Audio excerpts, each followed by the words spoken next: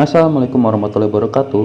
Perkenalkan, nama saya Maulidan Abdurrahman Zaki dengan NIM 66622000190 dari kelas 3F Program Studi Ilmu Komunikasi Fakultas Ilmu Sosial dan Politik Universitas Sultan Ageng Tirtayasa.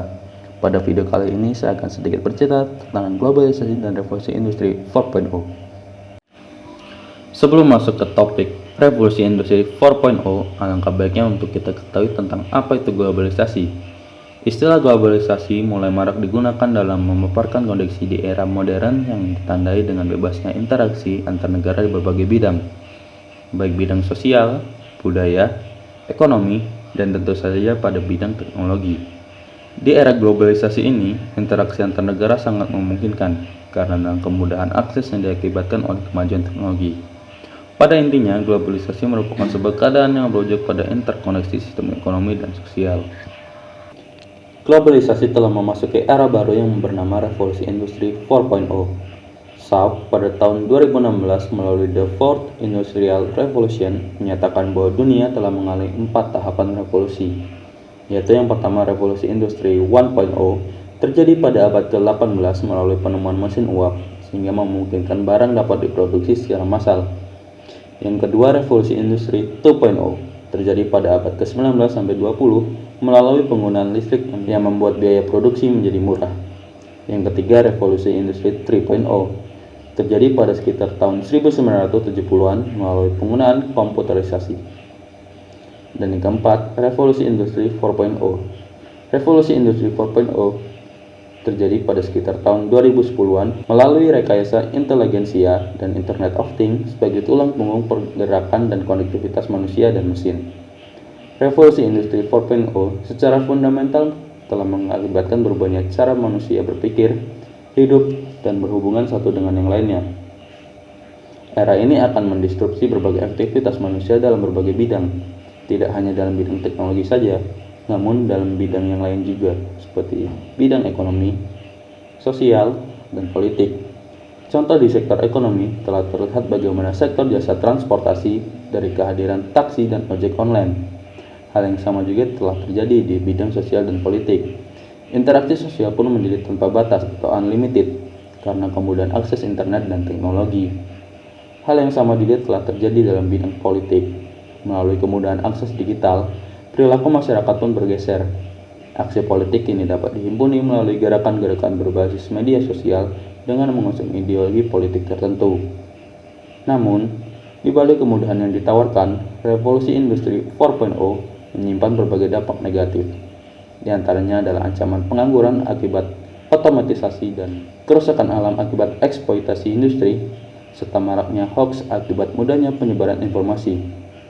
Oleh karena itu, kunci dalam menghadapi revolusi industri 4.0 adalah selain menyiapkan kemajuan teknologi, di sisi lain perlu dilakukan pengembangan sumber daya manusia dari sisi humaniora agar dampak negatif dan perkembangan teknologi dapat ditekan. Untuk globalisasi dan revolusi industri 4.0 tadi merupakan bentuk atau contoh dari salah satu teori perubahan sosial, yaitu teori evolusi. Teori evolusi menjelaskan tentang proses perubahan sosial yang terarah. Dalam ilmu sosiologi, teori evolusi menyoroti proses perubahan, perkembangan, dan transformasi masyarakat dari satu titik ke titik yang berbeda. Misalnya, masyarakat yang awalnya tradisional mengalami evolusi dan bergerak ke arah industrialisasi, automasi, dan modernisasi. Hal ini cukup tergambar dari bagaimana perkembangan revolusi industri yang sempat saya jelaskan tadi. Dimulai dari revolusi industri 1.0 yang masih menggunakan tenaga uap, revolusi industri 2.0 yang mulai beranjak menggunakan listrik, revolusi industri 3.0 yang mulai mengenal proses komputerisasi, dan sampai kepada revolusi industri 4.0. Pada intinya, revolusi industri 4.0 dan tantangan perubahan sosial telah menunjukkan bahwa globalisasi tidak hanya fenomena yang berdampak pada bidang teknologi saja, namun telah mendistrupsi berbagai bidang lain seperti sosial, hukum, dan ekonomi. Akibat yang ditimbulkan dari disrupsi ini membuat tatanan dunia berubah drastis. Masalah-masalah yang terjadi pada hari ini tidak dapat diselesaikan dengan cara-cara sama seperti dalam konsep yang lampau. Revolusi industri 4.0 tidak mungkin hanya dihadapi dengan pengembangan teknologi tanpa melibatkan dinamika sosial di dalamnya.